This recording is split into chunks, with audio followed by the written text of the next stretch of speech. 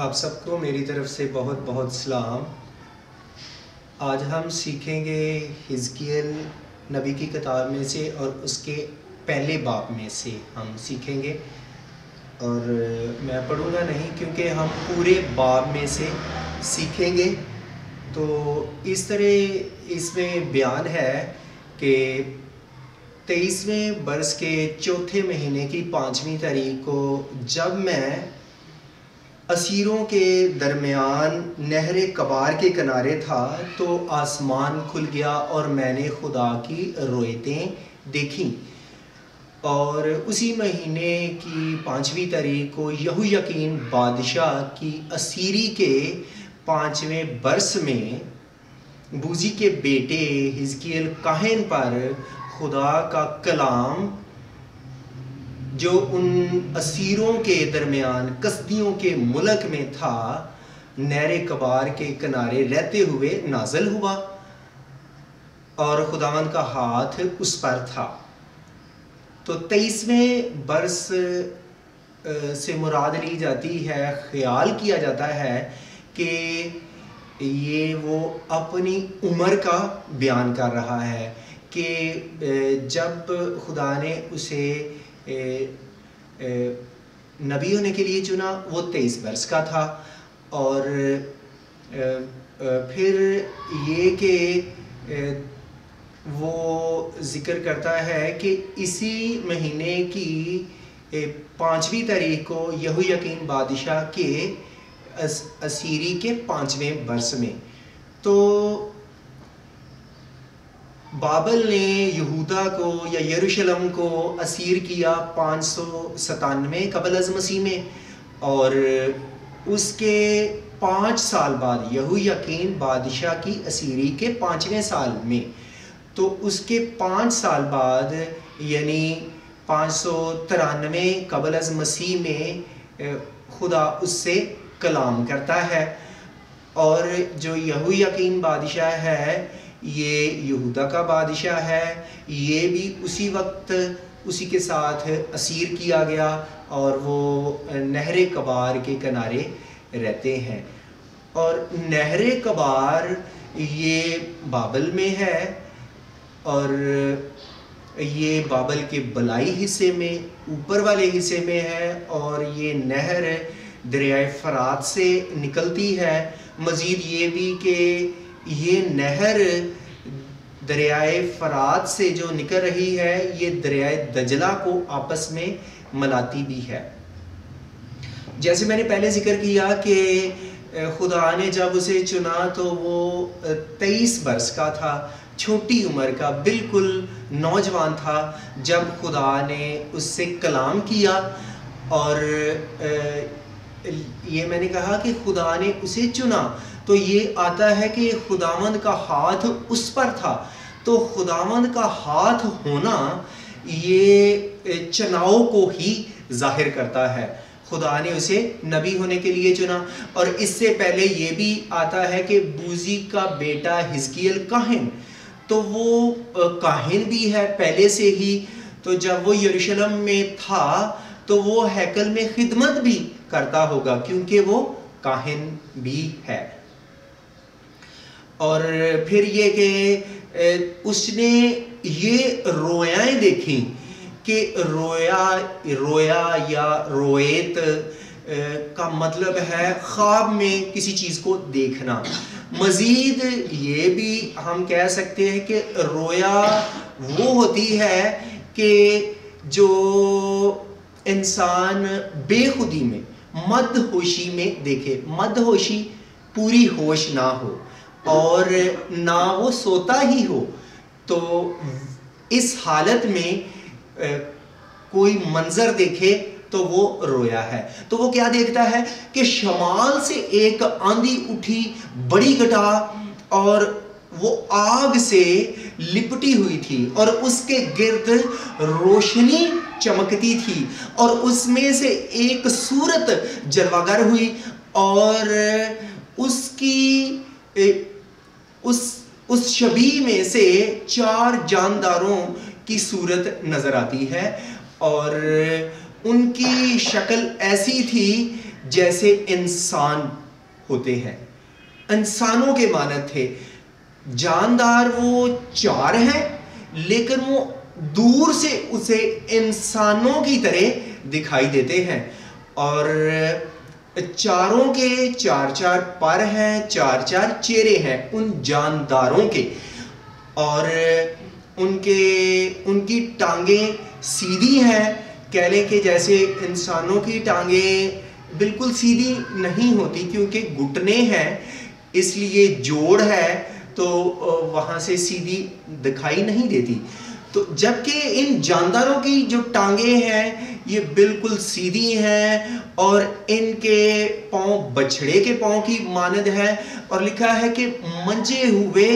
پیتل کی مانند جھلکتے ہیں. ان کے پیروں کے تلوے نیچے سے بھی اس طرح وہ صاف شفاف دکھائی دیتے ہیں. اور ان کے پر ایک دوسرے سے ملتے ہیں، جڑے ہوئے ہیں، اور جدھر جانے کی خواہش کرتے ہیں وہ سیدھے چلتے ہیں. اور ان کے 4 پر ہیں، یعنی پر کا تو ذکر ہو گیا. اور ان کے پروں کے نیچے انسان کے سے ہاتھ ہیں. تو ہاتھ ظاہر کرتا ہے کہ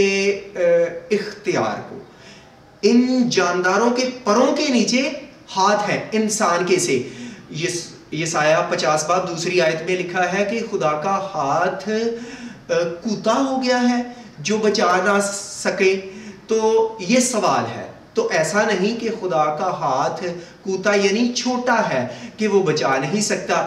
اور یہ لکھا ہے خروج 6 باب اور اس کی 1 آیت میں کہ خدا نے موسیٰ سے کہا کہ اب تو دیکھے گا کہ میں فرعون کے ساتھ کیا کرتا ہوں، اور میں انہیں زور بازو سے نکال لاؤں گا، اور وہ زور بازو سے انہیں اپنے ملک سے نکال دے گا، یعنی بنی اسرائیل کو. تو جو ہاتھ ہے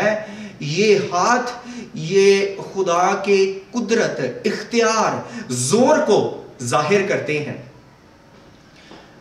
اور مزید کہ ان کے پر پہلے ہے کہ ایک دوسرے سے پیوستہ ہیں، پھر آگے ہے کہ ان کے پر الگ الگ بھی ہیں، اور آگے ذکر آتا ہے کہ وہ اڑتے بھی ہیں. تو ظاہر ہے کہ اڑتے وقت وہ ایک دوسرے سے الگ بھی ہوتے ہیں. جب پر وہ پھٹکتے ہیں تو ہلاتے ہیں وہ الگ بھی ہوتے ہیں. اور یہ آگے لکھا ہے کہ ہر ایک کے 2 پر ایک دوسرے سے ملتے ہیں اور 2 سے اپنے بدنوں کو انہوں نے ڈھانپا ہوا ہے، اور وہ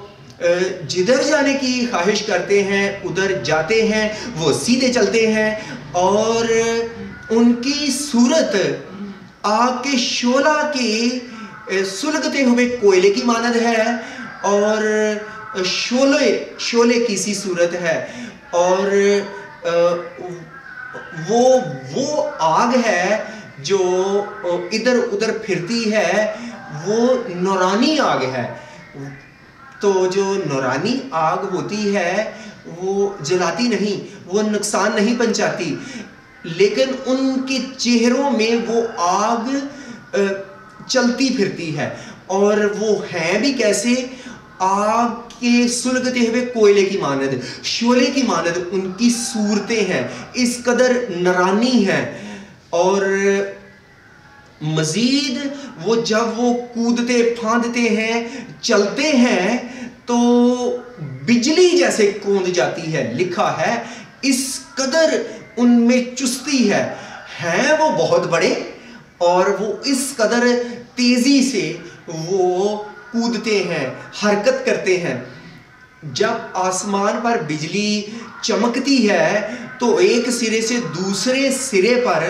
جب وہ جاتی ہے تو کس قدر جلدی سے جاتی ہے. اسی قدر یہ جاندار تیزی سے کودتے ہیں. اور میں نے کہا کہ یہ بہت بڑے ہیں. جیسے پہلے ذکر کیا کہ ایک آندھی شمال سے اٹھی اور آندھی ہے نا، تو آندھی جہاں سے اٹھتی ہے، جب آندھی کا نظارہ دیکھیں تو وہ سارا ہی علاقہ گرد سے بھرا دکھائی دیتا ہے، لیکن اس کی نشاندہی ہے، اور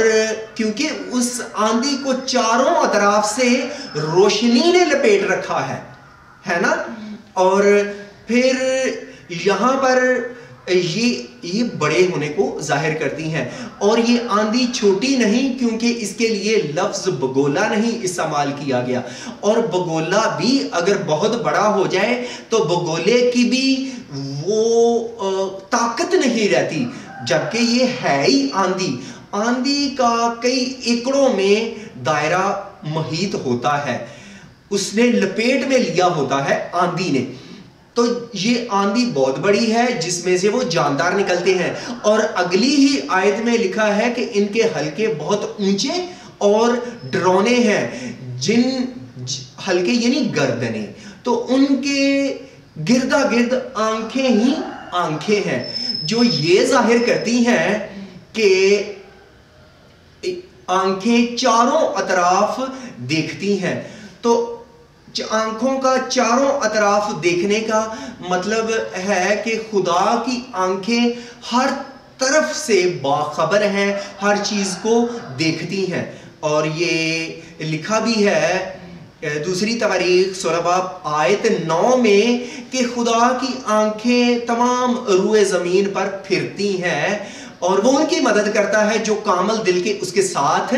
ہے، اور وہ قوی ہے، وہ زور والا ہے، وہ ان کی مدد کرتا ہے۔ خداوند کی آنکھیں تمام زمین پر پھرتی ہیں، دیکھتی ہیں، سب باتوں چیزوں سے وہ باخبر ہیں۔ یہ آنکھیں بھی خدا کی آنکھوں کو ظاہر کرتی ہیں۔ اچھا، اس سے پہلے چند آیات پہلے میں یہ واضح طور پہ نہیں بتا سکا کہ ان کے جو چہرے تھے، ایک کا چہرہ انسان کا تھا اور ان جانداروں کا، اور ایک دوسرا جو چہرہ وہ شیر ببر کا دہنی طرف، اور بائیں طرف ایک چہرہ سانڈ کا اور ایک چہرہ عقاب کا تھا۔ تو جو انسان ہے وہ ہر چیز پر، جاندار پر اختیار رکھتا ہے، اسے قابو کر لیتا ہے، اس لیے اسے پہلے بیان کیا گیا۔ پھر شیر ببر تمام دشتی جانداروں کا بادشاہ ہے، اور جو سانڈ ہے یہ پالتو جانداروں کا بادشاہ ہے، اور جو عقاب ہے وہ پرندوں کا بادشاہ ہے۔ تو یہ جو جاندار ہے یا انسان ہے، یہ بھی راج کرتا ہے سب پہ، اور یہ جاندار بھی، پرندہ بھی، یہ راج کرتے ہیں، جبکہ حقیقت میں جو راج ہے، جو ابدی سلطنت ہے، وہ ہے خدا باپ کی۔ اور زبور 145:3 آیت میں لکھا ہے کہ اس کی سلطنت، خدا کی سلطنت ابدی سلطنت ہے، حقیقت میں خدا کی سلطنت ہے ابدی۔ مزید لکھا ہے کہ ان کے حلقوں، ان کے چہروں کے نیچے زمین پر ایک پہیہ ہے، اور اس سے پہلے ہے کہ وہ چاروں اپنے پہلوؤں پر چلتے ہیں۔ تو پہلوؤں کا مطلب یہاں پر یہ ہے کہ وہ پہلوؤں پر چلتے ہیں، قدموں پر چلتے ہیں، اور وہ سیدھے چلتے ہیں، اور وہ کودتے ہیں۔ اور تو یہ جاندار ہیں، ان میں واضح طور پر فرق پایا جاتا ہے، نہ یہ پرندے دکھائی دیتے ہیں، نہ یہ جاندار دکھائی دیتے ہیں، نہ یہ جانوروں سے ملتے ہیں، نہ کسی انسان سے ہی، کیونکہ ان کے پر ہیں، جبکہ پرندوں کے پر 2 ہوتے ہیں، ان کے پر 4 ہیں، اور ان کے ٹانگیں، پرندوں کے پر 2 اور ان کی ٹانگیں جانداروں کی طرح 4 ہیں، اور پھر ان کے 4 پاؤں، 4 پہیے بھی ہیں، کہ اگر پاؤں ہیں تو پاؤں ہی ہوں، جبکہ ان کی زور، قوت، ہر چیز ڈبل دکھائی دیتی ہے، پر بھی 2، اور پاؤں بھی ہیں اور پہیے بھی ہیں، اور پہیے کیسے ہیں وہ بھی لکھا ہے کہ زبرجد کی مانند ہے۔ زبرجد ایک قیمتی پتھر ہے جو زرد یا سبز رنگ کا پتھر ہوتا ہے، اور پہیا پہیے کے بیچ میں پیوست ہے، ملا ہوا ہے، اور وہ جدھر جانے کی خواہش کرتے ہیں وہ جاتے ہیں، پہیے بھی ان کے ساتھ جاتے ہیں، جہاں پر وہ ٹھہرتے ہیں جاندار ٹھہرتے ہیں وہ بھی ٹھہر جاتے ہیں۔ اگر وہ جاندار اٹھتے ہیں یعنی وہ اڑتے ہیں تو وہ پہیے بھی اٹھ جاتے ہیں، کیونکہ جانداروں کی روح پہیوں میں ہے، اور ان کے اوپر کی فضا جو ہے وہ بلور کی مانند درخشاں ہے۔ بلور یعنی اس قدر صاف، شفاف، چمکدار، جیسے برف کا وہ حصہ ہوتا ہے جو شیشے کی مانند ہوتا ہے، اس طرح ان کے سروں کے اوپر کی فضا تھی۔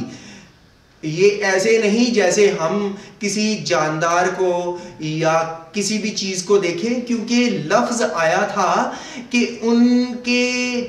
حلقے بہت اونچے تھے، یہ بہت اونچے ان کے چہرے تھے، بہت بڑے بڑے یہ جاندار ہیں، اور